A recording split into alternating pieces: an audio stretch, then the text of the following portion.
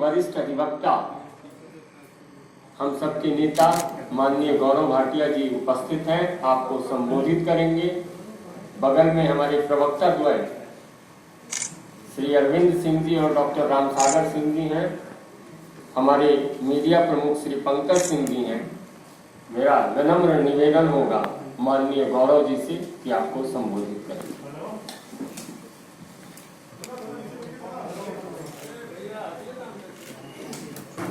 संजय मयूर जी का मैं धन्यवाद देता हूं कि उन्होंने ये अवसर दिया है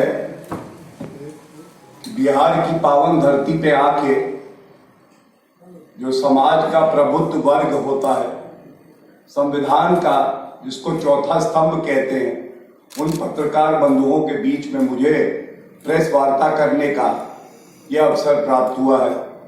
मैं आप सभी का सबसे पहले धन्यवाद देता हूं कि आप लोग यहाँ पे हैं उपस्थित और इस प्रेस वार्ता के माध्यम से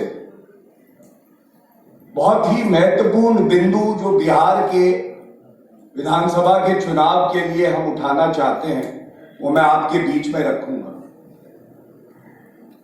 ये देख के गर्व की अनुभूति हुई कि कल मतदान हुआ और कोविड का जो संकट देश में है, जिससे पूरा देश बड़ी हिम्मत से श्री नरेंद्र मोदी जी के नेतृत्व में लड़ रहा है, उसके बावजूद भी करीब करीब 55% योगदान हुआ है।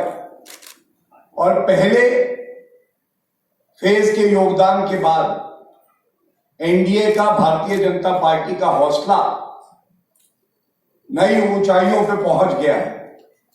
हमें यकीन हो गया है कि पुनः एनडीए की सरकार बनने जा रही है। हमें यह भी यकीन है कि अब तक हम कहते थे कि 2/3 सीटें इस गठबंधन की आएंगी।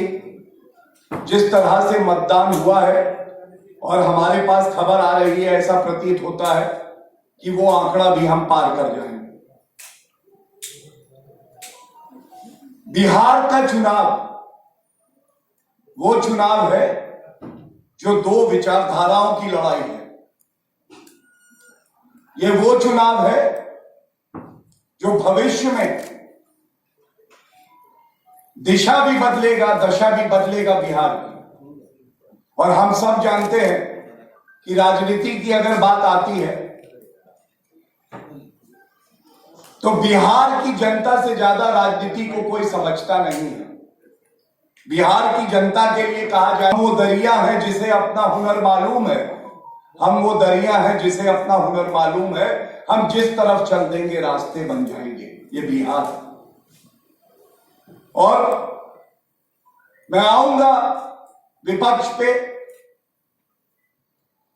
जो जंगल राज बिहार ने देखा था, जो गड्ढे भरे थे, जो गड्ढे बनाए हमारे विपक्ष ने, लेकिन सबसे पहले एक सकारात्मक बात होगी। नीतीश कुमार जी के नेतृत्व में बिहार में जिस तरह से जो गड्ढे बनाए विपक्ष ने उसको भरने का काम किया, सुशासन के द्वारा, ईमानदारी और निष्ठा के द्वारा भारतीय जनता पार्टी उस सरकार में बराबर का हिस्सेदार है। और हमें गर्व होता है ये कहते हुए कि बिहार बदला। सफर अभी और भी है, लेकिन सकारात्मक सोच से, ईमानदारी से बिहार सही रास्ते पे चल रहा है। हमारा संकल्प पत्र आया, 15 साल में किसानों के लिए ये सरकार प्रतिबद्ध रही, महिला सम्मान के लिए प्रतिबद्ध रही। एक बहुत बड़ी समस्या थी बिहार में, यहां का युवा जो ऊर्जावान था, जो क्षमता रखता था, उसको यहां नौकरी नहीं मिलती थी, कार्य नहीं मिलता था। और सबसे बड़ी बात है, बिहारी सम्मान के लिए जीता है, सम्मान नहीं मिलता था तो वो प्रदेश छोड़ के बाहर जाता था, पलायन होता था। जब नीतीश जी मुख्यमंत्री बने तो यहां पे हमने देखा किस तरह से सुशासन आया, कानून का राज आया। और मैंने इसलिए कहा ये बात कि रास्ता सही है, दिशा सही है, नेतृत्व नरेंद्र मोदी जी का है। अभी बहुत सी मंजिलें पाना है, लेकिन हमारा संकल्प पत्र एक विचारधारा का आईना है। वो विचारधारा हमने केवल वादे नहीं किए, हमने एक संकल्प किया है जो पहले पूरा हुआ, और आगे किस तरह से हम लोगों ने कहा कि स्वास्थ्य में एम्स आएगा इस प्रदेश में।